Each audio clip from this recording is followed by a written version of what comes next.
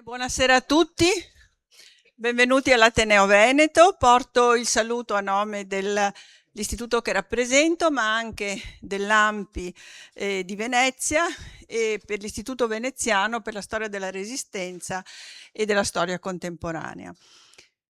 Io penso che il discorso di Matteotti ogni tanto dovrebbero rileggerlo tutti, per la lucidità politica, per la passione e anche per il coraggio. Per la lucidità politica perché Matteotti, oltre a denunciare i brogli e le violenze, fa un'analisi molto chiara di quello che sarebbe poi diventato il fascismo. Per la passione, che è quella che ha sempre connotato il Tempesta in ogni cosa che ha fatto nella sua vita, e per il coraggio, perché Matteotti era consapevole che quel discorso gli sarebbe potuto costare la vita, come poi è accaduto. Io ringrazio il collettivo 10-10-20-20 che è venuto anche da lontano fino a Venezia a portarci questo spettacolo che in realtà è, a ben vedere, solo il discorso di Matteotti, che è già completo in sé, ma con una ovviamente rappresentazione scenica. Ci faranno tornare a quel 30 maggio del 24, ci faranno tornare in quel Parlamento, ci faranno rivivere quei momenti che sono stati momenti di forza, ma anche di tragedia, con l'impegno a non dimenticarli mai. Grazie.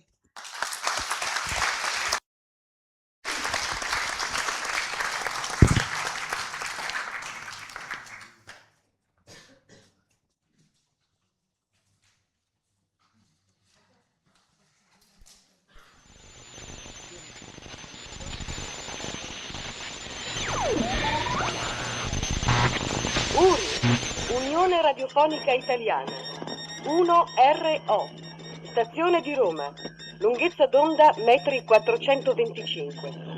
A tutti coloro che sono in ascolto il nostro saluto e il nostro buonasera.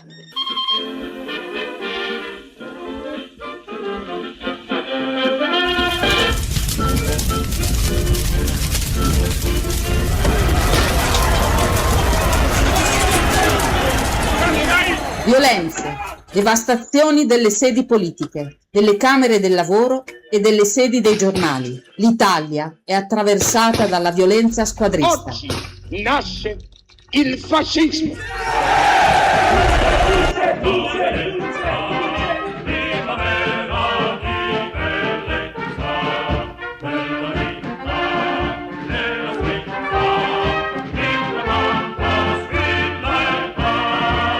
A 2 anni dalla marcia su Roma, il fascismo ha il controllo materiale del paese.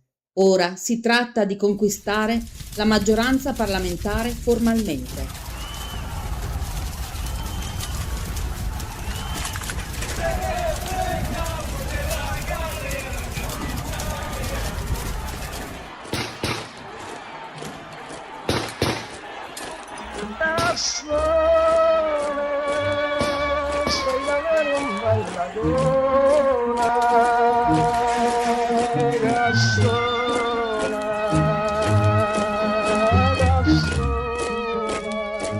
Si sono svolte le elezioni politiche nazionali.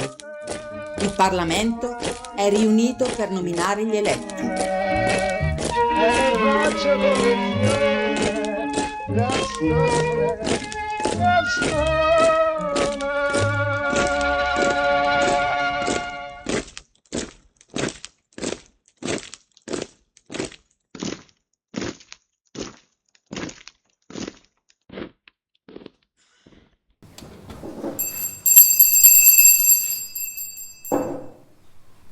Riunione della Camera dei Deputati, 30 maggio 1924.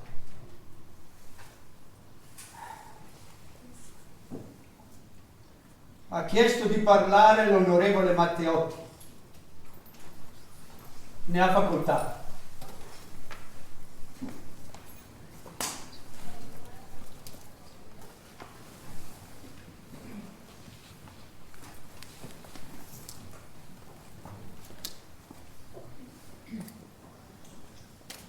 Noi abbiamo avuto da parte della Giunta delle elezioni la proposta di convalida di numerosi colleghi. Nessuno certamente degli appartenenti a questa assemblea parlamentare conosce i nomi degli eletti da convalidare. Solo la Giunta delle elezioni ha potuto leggere quell'elenco. Nessun altro, oltre alla Giunta, né nella Camera né nella stampa, sa quali siano questi nomi. È passato il tempo in cui si informava la stampa. Silenzio. Certo, la pubblicità è per voi un'invenzione dello stupidissimo secolo XIX. Comunque, dicevo, in questo momento nessuno in Parlamento ha conoscenza esatta dell'oggetto sul quale si delibera. Soltanto per quei pochissimi nomi che abbiamo potuto afferrare alla lettura possiamo immaginare che essi facciano parte della maggioranza. Ora, noi siamo contrari alla convalida per questa pura e semplice osservazione, cioè che la lista di maggioranza governativa, la quale nominalmente ha ottenuto una votazione di 4 milioni e tanti voti, e anche più, onorevole, cotesta lista non li ha ottenuti di fatto e liberamente, e quindi contestiamo in questo luogo e in tronco la validità delle elezioni. Annulliamo tutto. La smetta. Vorrei pregare almeno i colleghi sulla elezione, dei quali oggi si giudica di astenersi perlomeno dai rumori, se non dal voto. Ma in contestazione non c'è nessuno, diversamente si asterrebbe. Noi contestiamo. Allora contestate voi. Certo, sarebbe maraviglia se contestaste voi. L'elezione, secondo noi, è essenzialmente non valida. E aggiungiamo che non è valida in tutte le circoscrizioni. In primo luogo, abbiamo la dichiarazione fatta esplicitamente dal governo, ripetuta da tutti gli organi della stampa ufficiale, ripetuta dagli oratori fascisti in tutti i comizi, che le elezioni non avevano che un valore assai relativo, in quanto che il governo non si sentiva soggetto al responso elettorale, ma che in ogni caso avrebbe mantenuto il potere con la forza, anche se... Sì, noi abbiamo fatto la guerra. Noi, Presidente. Questi vostri applausi sono la conferma precisa che il mio ragionamento è fondato. Per vostra stessa conferma, dunque, nessun elettore italiano si è trovato libero di decidere con la sua volontà. Nessun elettore si è trovato libero di fronte a questo quesito. Ma se hanno votato 8 milioni di italiani. Se cioè egli approvava o non approvava la politica, o per meglio dire il regime del governo fascista. Nessuno si è trovato libero, perché ciascun cittadino sapeva a priori che se anche avesse osato affermare a maggioranza il contrario, c'era una forza a disposizione del governo che avrebbe annullato il suo voto e il suo responso. Ma cosa sta dicendo? E 2 milioni di voti che hanno preso le minoranze. Ma potevate fare la rivoluzione, no? Sarebbero stati 2 milioni di eroi. Presidente. A rinforzare tale proposito del governo esiste una milizia armata. Viva la milizia! Vi scotta la milizia! Esiste una milizia armata. No, basta. Giusto. Basta. No, è così. Onorevole Matteotti, si attenga all'argomento. Onorevole Presidente, forse ella non mi intende, ma io parlo di elezioni. Esiste una milizia armata, non l'esercito regolare che difende lo Stato e tutti i cittadini, no, una milizia armata, la quale ha questo fondamentale e dichiarato scopo: di sostenere un determinato capo del governo che è anche capo del fascismo. Ma basta, e le guardie rosse allora? Vi è una milizia armata composta di cittadini di un solo partito, la quale ha il compito dichiarato di sostenere un determinato governo con la forza, anche se adesso mancasse il consenso. Sì, erano in Balilla. Aspetta. È vero, onorevole Farinacci, in molti luoghi hanno votato anche i Balilla. Per voi invece hanno votato i disertori. Dicevo dunque che abbiamo visto numerosi di questi militi fascisti in ogni città e più ancora nelle campagne. Su ordine del Presidente del Consiglio, questi militi avevano il compito della custodia delle cabine elettorali. È preciso a proposito del governo continuare ad avere il suo potere anche con la forza. È chiaro a tutti che una milizia a disposizione di un partito, quello fascista, impedisce di fatto la libera espressione della sovranità popolare ed elettorale. L'esistenza di questa milizia invalida in blocco l'ultima elezione in Italia. Ecco così, bravo! Bravo!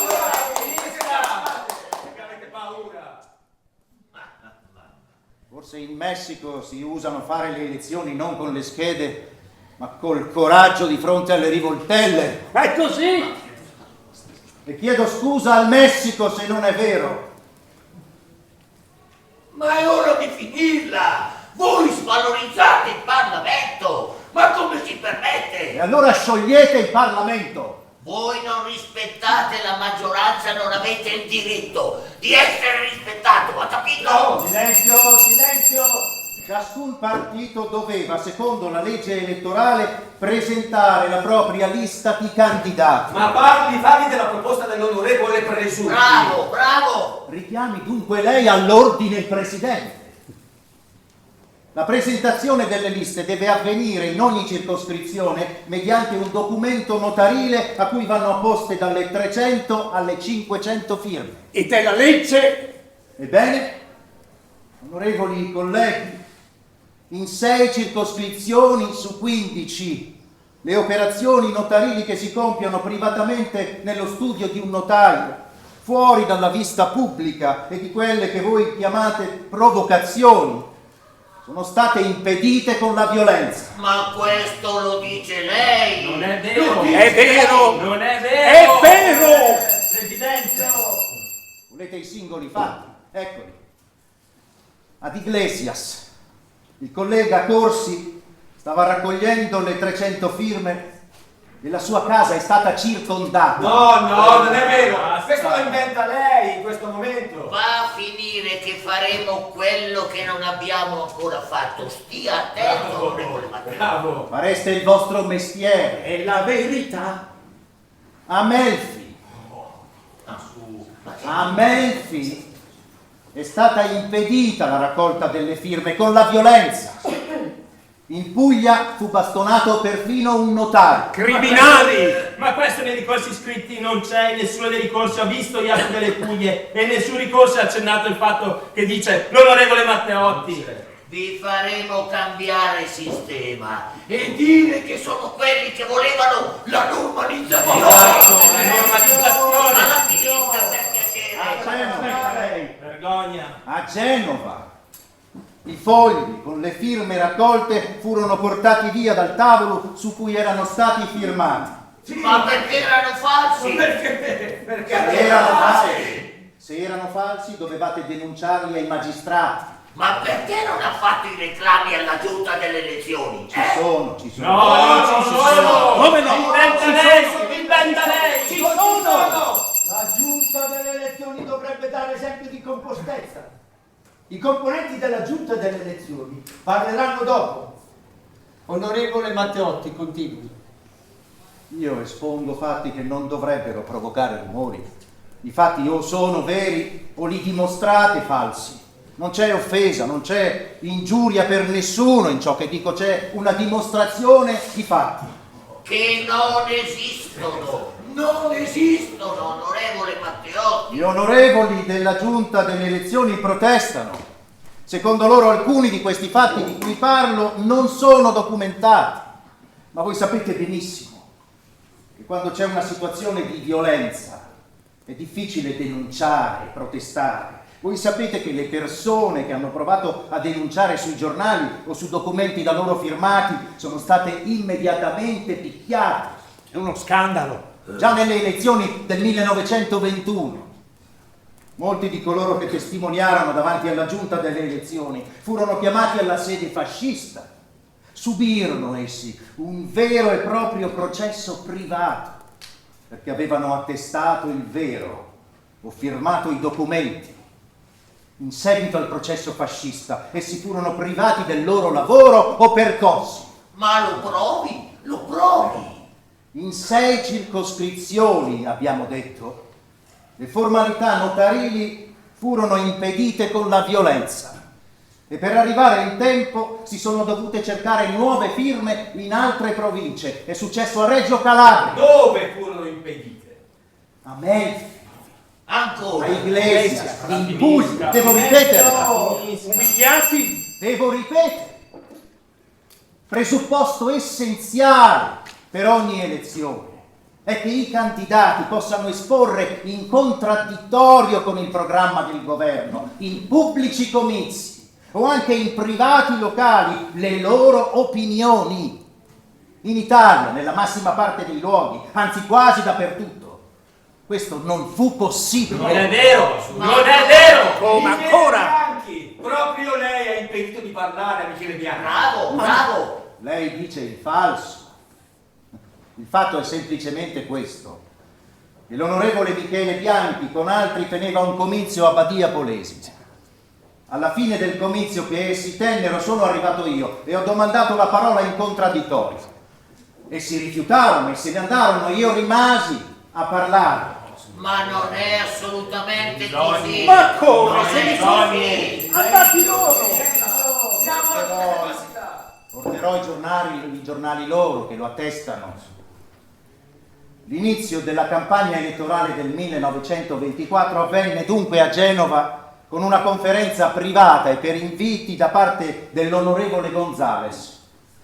Orbene, prima ancora che si iniziasse la conferenza, i fascisti invasero la sala e a furia di bastonate impedirono all'oratore di aprire la bocca. No, non è vero, non è vero.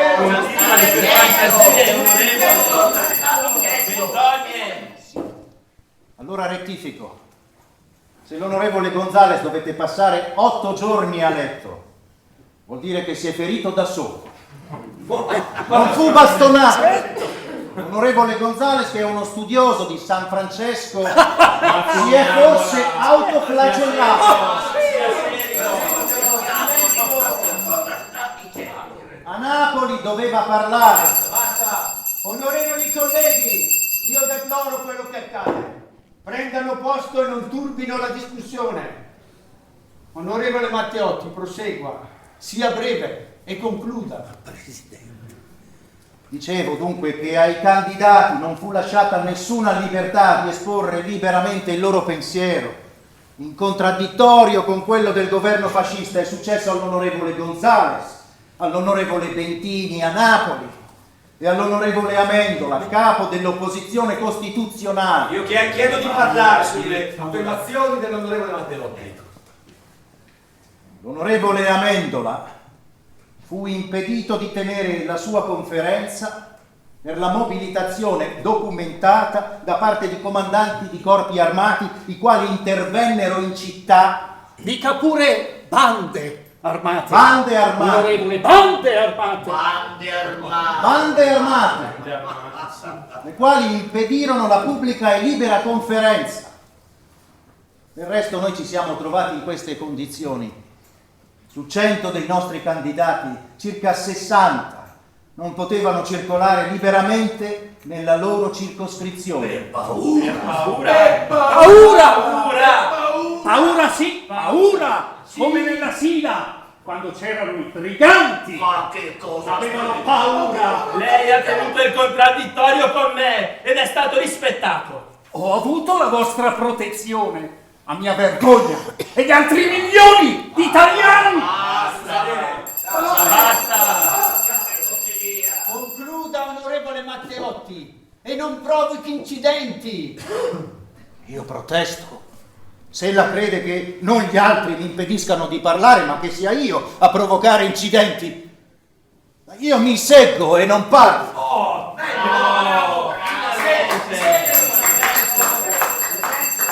Ha finito? Allora ha facoltà di parlare l'onorevole Rossi. Presidente, non è possibile. Onorevole Presidente, che maniera è questa? Lei deve tutelare il mio diritto di parlare. Io non ho offeso nessuno, riferisco soltanto dei fatti. Ho diritto di essere rispettato. Chiedo di parlare. Ha facoltà di parlare l'onorevole Presidente della Giunta delle Elezioni. C'è una proposta di rinvio agli atti della Giunta. Onorevole Presidente! Onorevole Matteotti, se ella vuole parlare, ha facoltà di continuare, ma prudentemente. Io non chiedo di parlare né prudentemente né imprudentemente, ma parlamentarmente. Allora parli.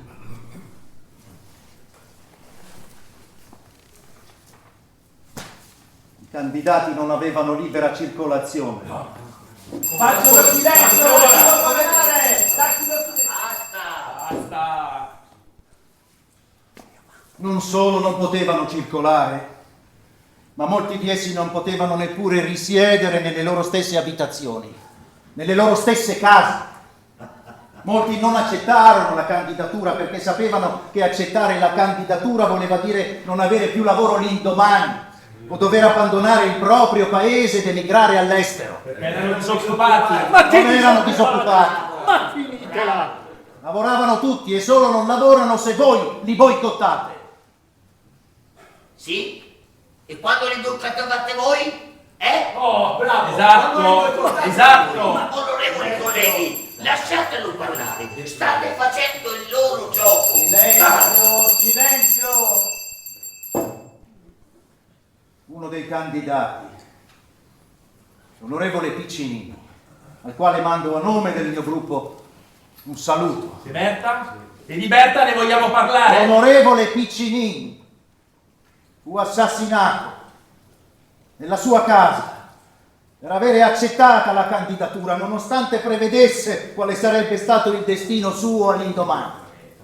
Ma che cosa sta dicendo? Sono tutti dei mali.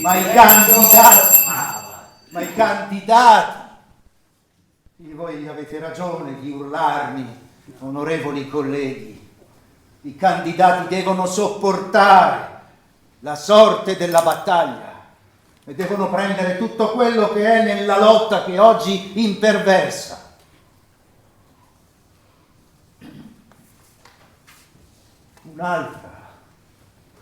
Un'altra delle garanzie più importanti per lo svolgimento di una libera elezione era quella della presenza e del controllo dei rappresentanti di ciascuna lista in ciascun seggio.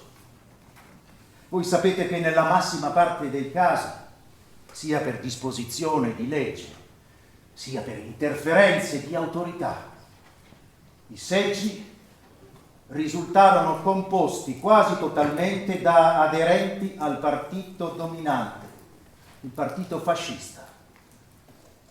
Quindi l'unica garanzia possibile, l'ultima garanzia esistente per le minoranze, era quella della presenza del rappresentante di lista al seggio. Orbene, essa venne a mancare.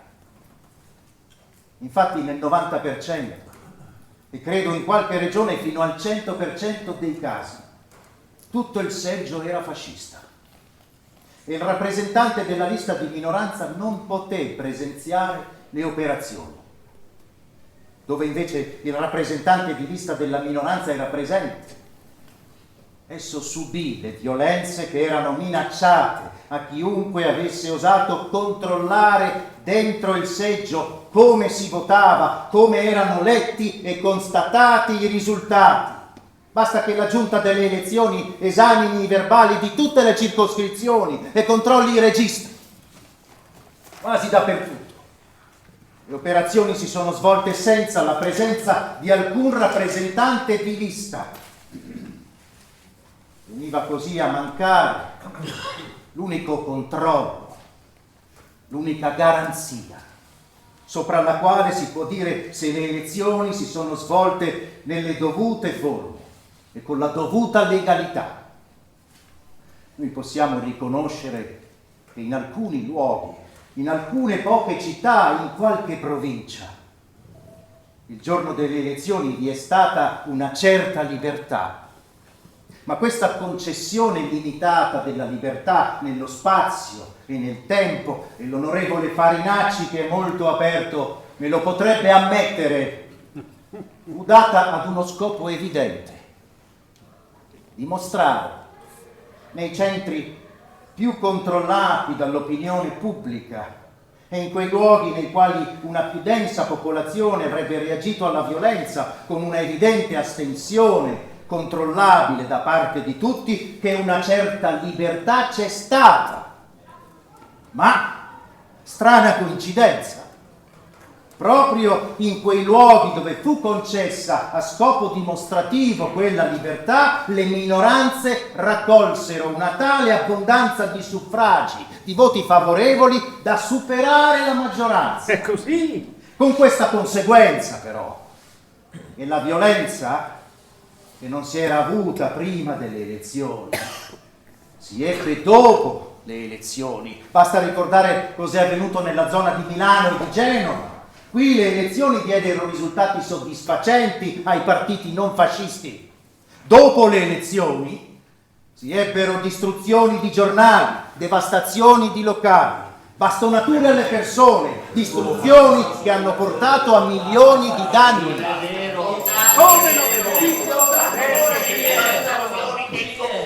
Ma l'aspetta, per favore. In che modo si votava? Gli elettori votavano sotto il controllo del partito fascista con la regola del 3. Ciò fu dichiarato e apertamente insegnato persino da un prefetto, il prefetto di Bologna. I fascisti consegnavano agli elettori un bollettino contenente 3 numeri o 3 nomi, secondo i luoghi, variamente alternati, in maniera che tutte le combinazioni, cioè tutti gli elettori di ciascuna sezione, uno per uno, potessero essere controllati e riconosciuti personalmente nel loro voto. In moltissime province, a cominciare dalla mia, dalla provincia di Rovigo, questo metodo risultò eccellente. È evidente che lei non c'era, perché questo metodo non fu usato. Onorevole Finzi, sono lieto che con la sua negazione ella venga implicitamente a deplorare il metodo che è stato usato. Allora però lo provi. In queste regioni tutti gli elettori... Ma lei è un trattato, onorevole, lo pubblichi allora, lo pubblichi. Lo pubblicherò quando mi si assicurerà che le tipografie del regno sono indipendenti e sicure. E libere! Ma basta! Perché come tutti sanno, anche durante le elezioni i nostri opuscoli furono sequestrati, i giornali invasi, le tipografie devastate o diffidate di pubblicare le nostre cose. Nella massima parte dei casi però non vi fu bisogno delle sanzioni, perché i poveri contadini sapevano inutile ogni resistenza e dovevano subire la legge del più forte, la legge del padrone, votando per tranquillità della famiglia la terna assegnata a ciascuno dal dirigente locale del sindacato fascista o dal fascio. Colleghi, l'onorevole Matteotti non insulta me, rappresentante. L'onorevole Matteotti, con le sue parole, insulta il popolo italiano e io mi vedo costretto, mio malgrado, ad abbandonare quest'aula. La mia città in ginocchio ha inneggiato a Duce Mussolini. Io invito l'onorevole Matteotti a provare le sue affermazioni. Per la mia dignità di soldato io devo abbandonare quest'aula. L'onorevole Suardo è medaglia d'oro. Lei si vergogna! Si vergogni! Vergogna! Onorevole Matteotti, concluda. Io posso documentare, fare nomi. Un'altra illegalità è avvenuta nelle province dove gli elettori, non sentendosi liberi di votare come volevano, decisero di non recarsi ai seggi e di astenersi. Un fatto grave è avvenuto. I certificati elettorali furono raccolti e affidati a gruppi di individui che si recavano alle sezioni elettorali per votare con diverso nome, fino al punto che certuni votarono 10 o 20 volte e che giovani di 20 anni si presentarono ai seggi e votarono a nome di qualcheduno che aveva compiuto i 60 anni. Si trovarono solo in pochi seggi, pochi ma autorevoli magistrati che riuscirono ad impedirlo. Ma cosa stiamo qui a fare? Ad aspettare che ci insulti? Ma bravo! Per voi ci vuole il domicilio coatto. La prigione! La prigione! Ma Non il Parlamento! Presidente!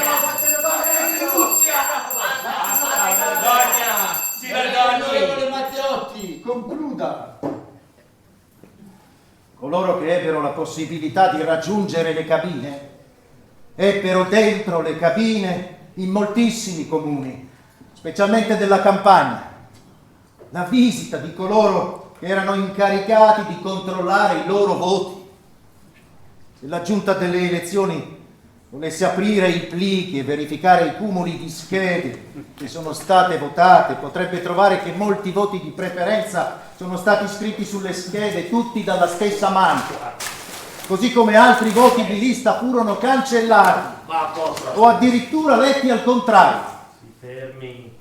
Non voglio dilungarmi a descrivere i molti altri sistemi impiegati per impedire la libera espressione della volontà popolare. Il fatto è che solo una piccola minoranza di cittadini ha potuto esprimere liberamente il suo voto. Il più delle volte, quasi esclusivamente coloro che non potevano essere sospettati di essere socialisti.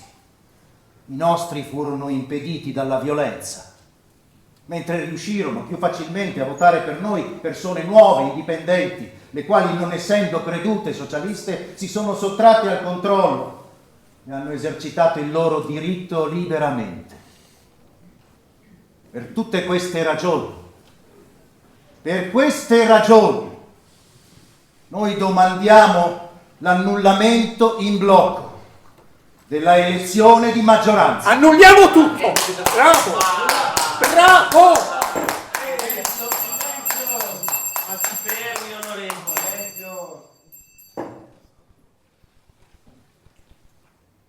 Voi dichiarate ogni giorno di voler ristabilire l'ordine e la legge.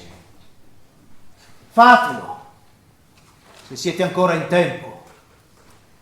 Altrimenti voi, sì, veramente, rovinate quella che è l'intima essenza, la ragione morale della nazione. Non continuate più oltre a tenere la nazione divisa in padroni e sudditi, perché questo sistema certamente provoca la rivolta. Se invece la libertà è data, ci possono essere errori, eccessi momentanei, ma il popolo italiano, come ogni altro, ha dimostrato di saperseli correggere da sé medesimo.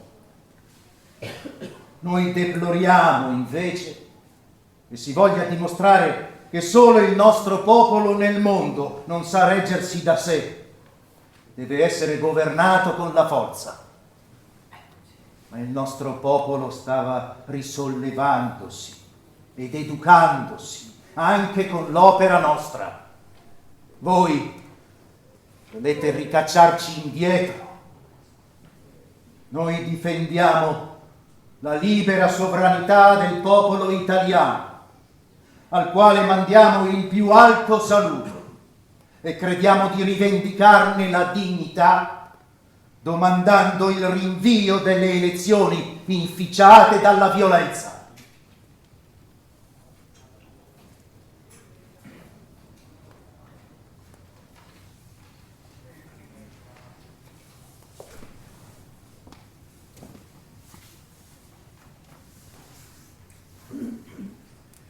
Io il mio discorso l'ho fatto. Adesso preparate voi il discorso funebre per me.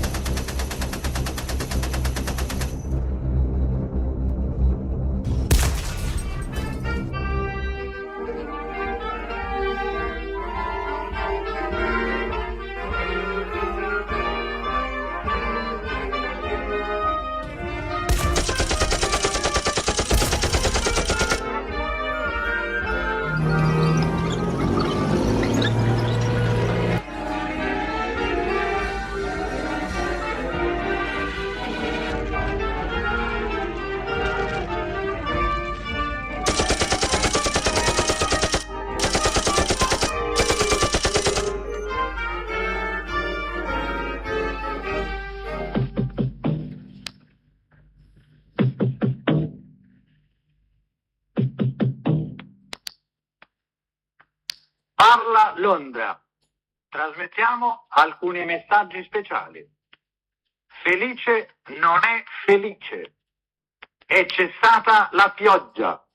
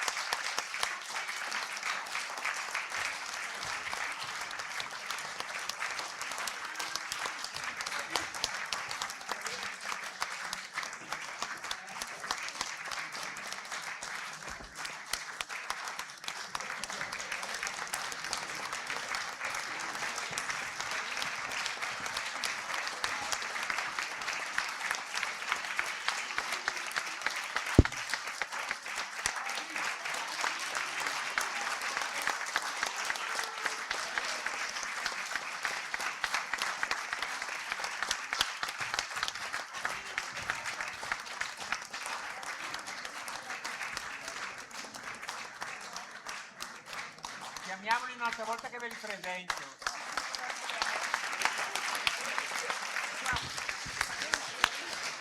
Grazie.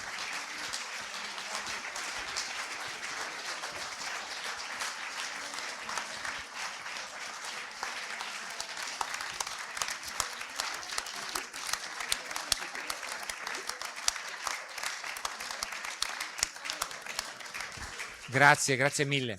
Allora vi presento Carlo Pardi, Maurizio Bettinzoli il terzo, Giovanni Alamia, Matteo Bertuetti, Fabio Gandossi e Andrea Manni. Mariella Butturini per i costumi, vieni Mariella, vieni. Va bene così. Grazie, grazie tanto. Grazie. Se c'è qualche insegnante in sala, qualche preside, qualcuno che è amico di insegnanti, ce ne siamo. Tutti hanno un amico insegnante, non si può non averlo, un amico insegnante. Invitateci nelle scuole, noi siamo pronti ad andare, l'abbiamo già fatto nel Bresciano diverse volte, siamo pronti anche a tornare, anche se siamo un po' distanti, però siamo contenti di poter andare nelle scuole. L'abbiamo già fatto per qualche migliaio di studenti, sia medie che medie superiori, insomma. Va bene, vi ringrazio, soprattutto quelli che sono arrivati da Salò con noi, sono venuti fin qua a aiutarci, a sostenerci. Grazie a tutti e grazie anche all'istituzione, ad Antonella, grazie. Grazie. Posso chiedere il perché del vostro nome? Perché così almeno fa venire una curiosità. 10 ottobre 2020 perché ci siamo trovati a fare uno lavoro e abbiamo detto ma adesso un po' che andiamo in giro dobbiamo darci un nome e allora abbiamo pensato, visto che quel giorno lì che abbiamo pensato era il 10 ottobre del 2020 avevamo fatto un lavoro a Cremona e abbiamo pensato e poi lo scriviamo in un modo un po' sofisticato, avete visto come è scritto? 10 numero, 10 scritto, 20 scritto, 20 numero, insomma. Grazie mille, grazie. Grazie Antonella, non la vedo.